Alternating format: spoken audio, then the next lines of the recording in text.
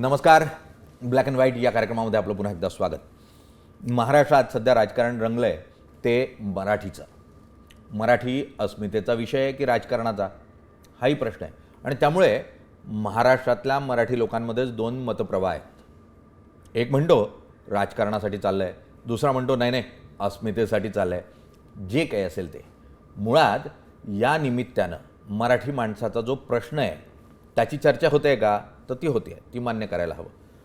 काल ज्या स्वरूपाचं आंदोलन झालं आणि उत्स्फूर्तपणे स्थानिक नागरिक, मराठी नागरिक त्यामध्ये सहभागी झाले, यातून प्रश्न आहे हे तर आपण मान्य करायला हवं. मुळात हा मोर्चा आणि त्याचं आयोजन हे कुणी केलं, तर मनसेचे अविनाश जाधव जे आहेत ठाणे जिल्ह्याचे प्रमुख, त्यांनी या मोर्चाची हाक दिली आणि मग त्यांना अटक झाली.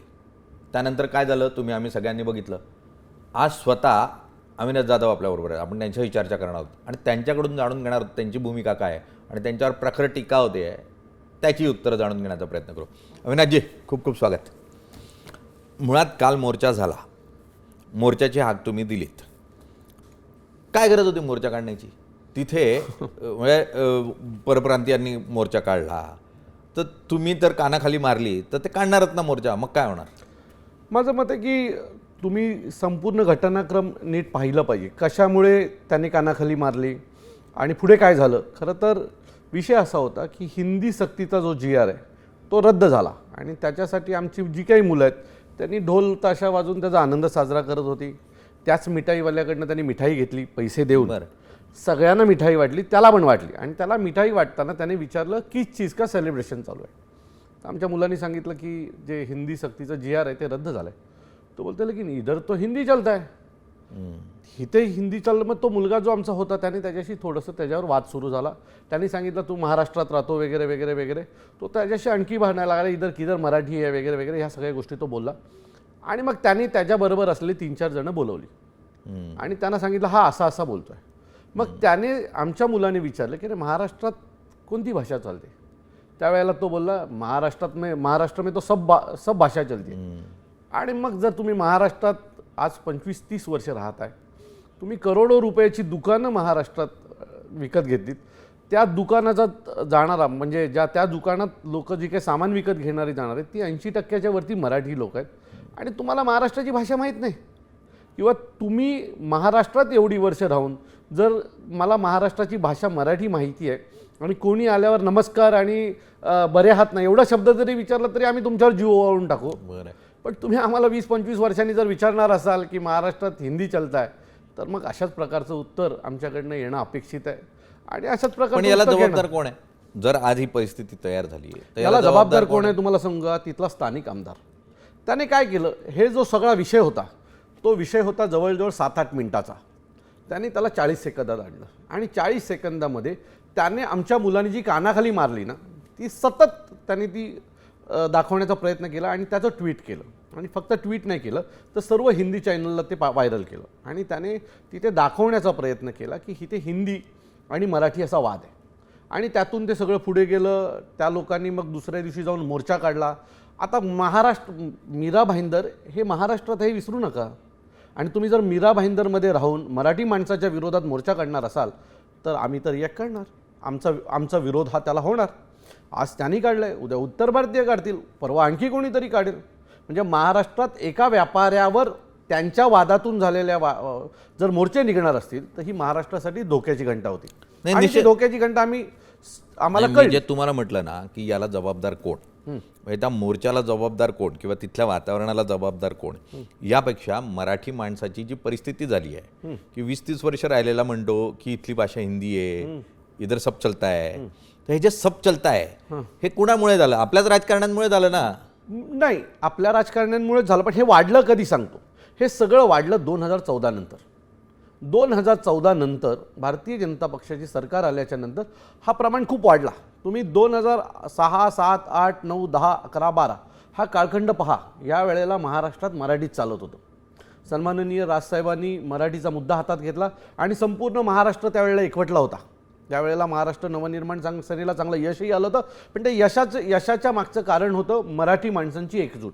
ती 2014ला हिंदुत्वाकडे गेली मोदींचं सरकार आलं आणि मग बाहेरनं आलेल्या लोकांचं आमच्यावरचं वर्चस्व वाढण्याचं काम सुरू झालं आणि मग महाराष्ट्रात मराठी बोलणार नाही, हिंदी बोलणार नाही, मराठी आती नाही, ह्या सगळ्या गोष्टी समोर यायला लागल्या आणि मागच्या काही काळात म्हणजे मागच्या 1-1.5 वर्षात याची मराठी माणसामध्ये चीड निर्माण व्हायला लागली की यार आमच्या राज्यामध्ये जर एखादा रिक्षाने जाताना आम्हाला सांगतोय नाही आपको हिंदी में बात करना पडेगा, दुकानात गेल्यावर आपको हिंदी में बात करना पडेगा, आम्ही मराठी आती नाही, या गोष्टी ज्या सतत यायला लागल्या ना त्यातून हा राग निर्माण व्हायला लागला आणि मग अनेक गोष्टी सरकार मराठी भाषेच्या बाबतीत चला आपण करायला मान्य करू 2014 नंतर वाढल्या.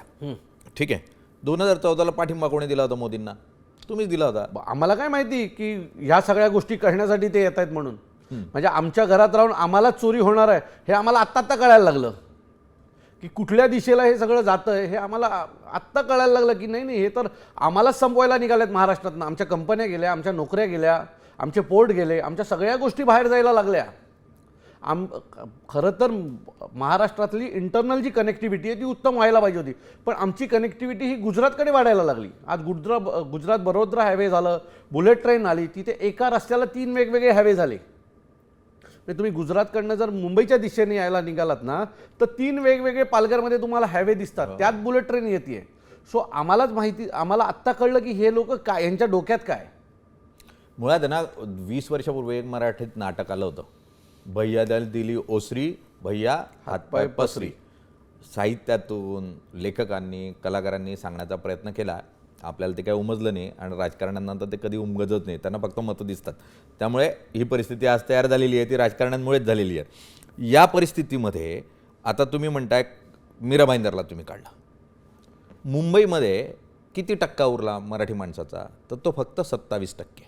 असं तुम्ही म्हणताय. आमच्याकडे जी माहिती आहे तो 38 ते 40% मराठी माणूस आहे. तुम्ही हे टक्केवारी आहे ना, टक्केवारी आले कुठं? कोण गेलं मोजायला? 27% मराठी आहे, 28% बांगलादेशी, कुठून आलं हे सगळं? हे आलं ह्या लोकांच्या डोक्यातून.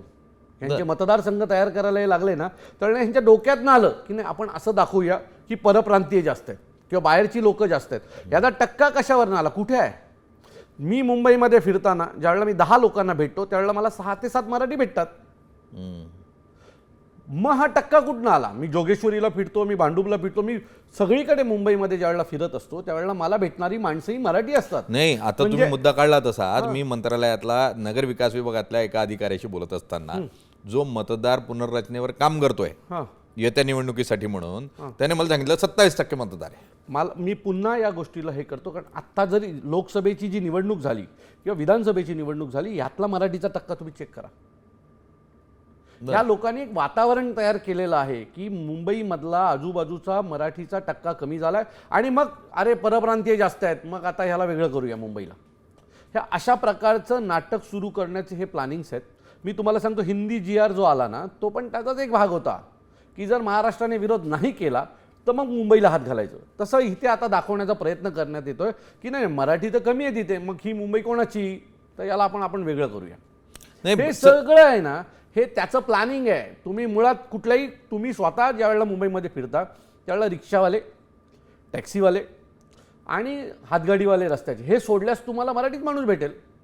पण मला एक कळत नाही की इतकी वर्ष 25 वर्ष सेना आणि काही प्रमाणावर मनसे, ठीक आहे, 2009 नंतर तुम्ही सेनेचा महापौर व्हायला सहकार्य केलंच होतं. तर अशा परिस्थितीमध्ये शिवसेना आणि मनसे असो किंवा त्यावेळेची भाजप असो जी सेनेला मदत करत होती यांच्या माध्यमातून मग तुम्ही लायसन्स का नाही दिली? हातगाडीची लायसन्स मराठी, आत्ता पण जी मीटिंग झाली त्यात 95% ह्या परप्रांतीयांना लायसन्स मिळाली. ऑखरची लायसन्स टॅक्सीची बिल्ले का नाही मिळाले मराठी माणसाला? मी पुन्हा सांगतो ह्याच्यासाठी तुमच्या हातात सरकार लागते. हे लायसन्स वाटायला आहे ना सरकार लागते. पण तुम्ही माझ्या ठाण्यात चला, मी अनेक मराठी पोरांना धंदे व्यवसाय सुरू करून दिलेले आहेत. जिथे आम्हाला संधी मिळते तिथे आम्ही हे करतोय. मराठी मुलांना पुढे करण्याचं काम आम्ही करतो. मी माझ्याकडे 10 मुलं जर आली ना तर मी त्यांना सांगतो व्यवसाय कर, मी तुला मदत करतो. तू व्यवसाय कर आणि 4 मुलं मराठी किंवा बाहेरची मुलं कामाला ठेव, तू स्वतः व्यावसायिक हो. आणि आमचं प्राधान्य त्याच्याकडे असतं. मीरा भाईंदरमध्ये पण मी तेच करायचा प्रयत्न करतोय. परंतु मीरा भाईंदरचं वातावरण आता खूप वेगळं आहे आणि हे वेगळं करण्याच्या मागचं तिथलं निवडणुकीचं जे काही गणित आहे त्यांच्या मते तिथे बाहेरनं आलेल्या लोकांची मतांची संख्या जास्त आहे. आणि आपल्या लोकांच्या मतांची संख्या टक्केवारी कमी आहे. त्यात एक चीड आहे लोकांमध्ये, तिथल्या मराठी माणसामध्ये या सगळ्या गोष्टीची एक चीड आहे. आणि ती चीड काल तुम्हाला रस्त्यावर पाहायला मिळाली. हो, पण ती चीड जी रस्त्यावर पाहायला मिळाली त्याच्यासाठी तुम्ही कारणीभूत पण होतात ना. तुम्हाला पोलीस सांगत होते की तिकडून मोर्चा काढू नका, दुसरीकडून मोर्चा काढायला आम्ही परवानगी हे देतो. दादांचं तुम्ही का खोटं नाही आहे. घेतलं? हे खोटं आहे. मी मुख्यमंत्र्यांनी सांगितलं विधिमंडळामध्ये. आता जर मला वाटतं पोलीस जर मुख्यमंत्र्यांना चुकीची माहिती देत असतील तर अशा पोलिसांवर मुख्यमंत्र्यांनी कारवाई करायला हवी होती. मी तुम्हाला सांगतो, मी आदल्या दिवशी 3 वाजता म्हणजे मोर्चाच्या आदल्या दिवशी म्हणजे परवाच्या दिवशी 3 वाजता मीरा रोड पोलीस स्टेशन आहे, ज्या हद्दीतनं आम्ही मोर्चा काढणार होतो, जिथे परवानगीसाठी आम्ही अर्ज केला होता, त्या पोलीस स्टेशनला होतो. तिथले सिनियर पी आय माझ्यासोबत बसले होते. त्यांनी मला एक चकार म्हटलं नाही. त्यांनी म्हटलं की आपण त्यांना माफी मागायला लावू, आपण त्यांना तुम्ही मोर्चा काढू नका, आम्ही माफी मागायला लावू. याच्या पुढे त्यांनी एकही शब्द माझ्याशी बोलले नाहीत की रूट बदला किंवा काय. आम्ही पत्र दिल्याच्या नंतर जर रूट बदलायचं होतं तर आम्हाला तुम्ही पत्र द्यायला पाहिजे होतं की तुमचा रूट बदला म्हणून. आणि आम्ही रूट बदलायचं का, कुठे काढायचं, शहराच्या बाहेर ना. जिथे घटना घडली त्या शहरातल्या लोकांना मेसेज देण्यासाठी आमचा मोर्चा होता ना. की मीरा भाईंदरच्या बाजूला असलेल्या खाडीला मेसेज द्यायचा होता आम्हाला मेसेज त्या लोकांना द्यायचा होता ज्यांनी मराठीच्या विरोधात महाराष्ट्रात मोर्चा काढायची हिंमत केली. आणि त्याच्यासाठी तो मोर्चा होता. आणि तो मोर्चा शेवटी निघाला. माझ्या सहित मनसेच्या 1,500 लोकांना तुम्ही अरेस्ट केल्याच्या नंतरही जर मोर्चा निघतो तर तुम्ही विचार करा तिथल्या लोकांमध्ये काय चीड आहे. तिथल्या घाणेरड्या राजकारणाची चीड तिथल्या लोकांमध्ये आहे. तिथल्या बाबतीतची प्रचंड चीड आहे. तिथे त्यांनी 2 भागांमध्ये ते वाटलेलं आहे, मराठी आणि तिथले बाहेरनं आलेले लोक. आता आम्ही काय तिकडनं बाहेरनं आलेल्या लोकांचा विरोध करत नाहीये, पण याची सुरुवात केली आहे भारतीय जनता पक्षाच्या त्या आमदारांनी. ह्या मतांचं डिवायडेशनमध्ये त्यांनी मराठी आणि बाहेरनं आलेली लोक असा वाद तिथल्या आमदारांनी लावलेला आहे. चला, या निमित्ताने एक तर झालं की 2 ठाकरे एकत्र आले. तुम्ही पण होतात परवाच्या कार्यक्रमाला. 2 ठाकरे एकत्र झाले आणि त्यातून मग जो उत्साह आहे तो उत्साह आता दिसतोय का रस्त्यावर? त्यातून तुम्हाला थोडासा जो उत्साह असेल, अतिउत्साह असेल, कार्यकर्ता जास्त रस्त्यावर दिसतोय? मला हे बघा, आम्ही एकत्र का आलो त्याच्या मागचा जी पार्श्वभूमी आहे ती हिंदीचा जो GR आला आणि त्याच्यावर आम्ही एकत्र आलो की मराठी माणसाने एक झालं पाहिजे. आता कालच्या मोर्चात एक आहे, मराठी एकीकरण समिती होती, तिथल्या अनेक गणपती मंडळं होती, दहीहंडी मंडळं होती. आमच्यासाठी जिथे मराठीचा विषय येतील तिथे आम्ही सगळे एकत्र येणार. आता युती करायची का आघाडी करायची का हा निर्णय सर्वस्वी सन्माननीय राजसाहेबांचा आहे. आणि त्याच्यावर जो निर्णय घेतील ते आम्हाला सगळ्यांना मान्य असेल. आमच्यासाठी ज्यावेळेला मराठीचा विषय येतो ना त्यावेळेला तिथला मराठी म्हणून सगळे एकत्र आले पाहिजे. कालच्या ह्याच्यामध्ये तिथे प्रताप सरनाईक आले आणि जी घटना घडली, मी म्हटलं तो मराठी म्हणून जर आला असेल तिथे तर आम्ही त्यांचं स्वागतच करणार. मग ते कुठल्या पक्षाचे आहेत कशाचे आहेत आम्हाला काही घेणं देणं नाही. मराठी म्हणून जो माणूस आमच्या समोर येईल आणि मराठीच्या बाबतीत ज्याला आदर असेल तो आमचा, या भूमिकेच्या आम्ही आहोत सध्या. चला, 2 मराठीच्या मुद्द्यावर 2 भाऊ एकत्र आले, नेते एकत्र आले. काही प्रमाणावर त्याच्या खालची जी एक रँक आहे ती काहीशी आम्हाला डोममध्ये एकत्र येताना बघायला मिळाली. पण त्याच्या पुढे कार्यकर्त्यांचं काय? तुम्ही ज्या मतदारसंघामध्ये जी शाखा चालवतात तो शाखा आणि शिवसेनेची शाखा, मनसेची शाखा, दोघांचे इंटरेस्ट एकाच मतदारसंघातले आहेत. त्या दोघांनी एकमेकांची मतं कापायची, एकमेकाच्या विरोधात लढायचं की एकमेकाला सहकार्य करायचं? 2 विरोधक एकत्र येतील कसे एका मॅनेमध्ये? हे बघा, याला एक वेगळा अँगल आहे. सगळ्यात पहिली गोष्ट, आम्ही आमचं काम करतोय, त्यांच्या शाखा त्यांचं काम करतायत, शिवसेनेच्या शिंदे गटाच्या शाखा त्यांचं काम करते, भारतीय जनता पक्ष त्यांचं काम करते. आमच्या शाखांमधनं आमचं जे काम आहे ते सुरू आहे.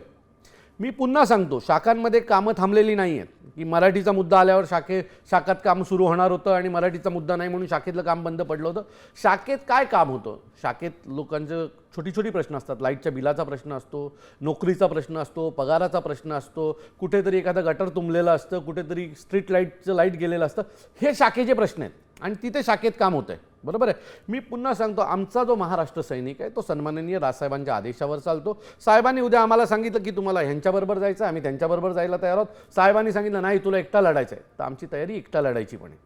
सो आत्ता जर तुम्ही आम्हाला ह्या सगळ्या गोष्टीची पार्श्वभूमी जर तुम्ही विचाराल तर आमचा जो शाखाध्यक्ष आहे तो स्वतःची एकट्याची स्वतः तयारी करतोय. जर उद्या साहेबांनी कोणाबरोबर जर युती केली किंवा आघाडी केली तर ते दुधात साखर असल्यासारखं असेल आमच्यासाठी. चला, दुधात साखर असल्यासारखं वातावरण तयार होईल अशी अपेक्षा ते व्यक्त करतायत. अविनाश जाधवांचा एक मुद्दा मात्र मला निश्चितपणे आवडला आणि तो म्हणजे मराठी माणसानं उद्योग करावा यासाठी आम्ही त्यांना प्रेरणा देण्याचा प्रयत्न करतो. जर मराठी माणूस हा फक्त चाकरमानीच राहिला तर तो मुंबईच्या बाहेर जाणारच. आज तो मुंबईच्या बाहेर गेलाय, तो उद्या MMR म्हणवल्या जाणाऱ्याही रिजनच्या बाहेर फेकला जाईल. आणि म्हणून जोपर्यंत तुम्ही उद्योग करत नाही तोपर्यंत मराठी म्हणून बळकटीनं तुम्ही मुंबईत राहू शकणार नाही. तुम्ही दादरमध्ये घर घेण्याचं स्वप्न बघू शकणार नाही. गिरगावात तुम्ही टिकूच शकणार नाही. आणि त्यामुळे उद्योग महत्त्वाचा आहे. जोपर्यंत मराठी माणूस उद्योजक होत नाही तोपर्यंत तो मुंबईवर वर्चस्व कायमस्वरूपी राखू शकणार नाही. आणि त्यामुळे तुम्ही राजकारण करताय, पण त्या राजकारणाला जर समाजकारणाची जोड असेल तर त्याचं स्वागत आहे. मी तुम्हाला एक गोष्ट सांगू का?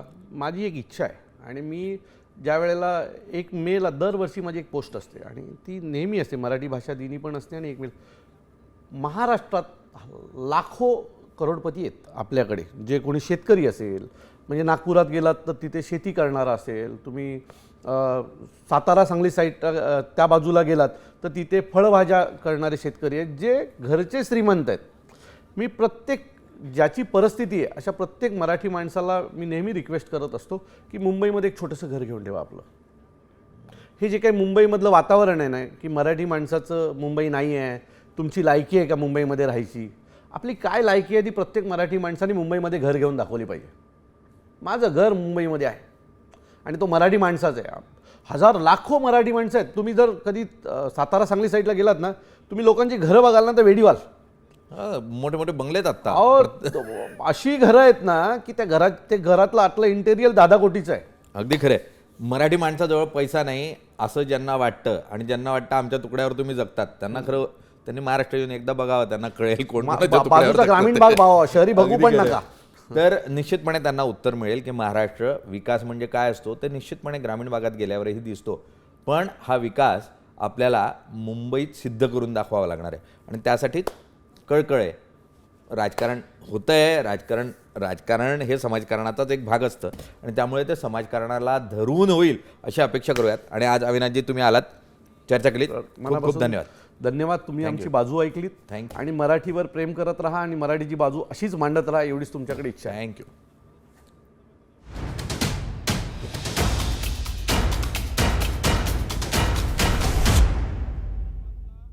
आता isakal.com आहे देशातील नंबर 1 ची मराठी न्यूज वेबसाईट. प्रत्येक अपडेटसाठी isakal.com ला नक्की भेट द्या.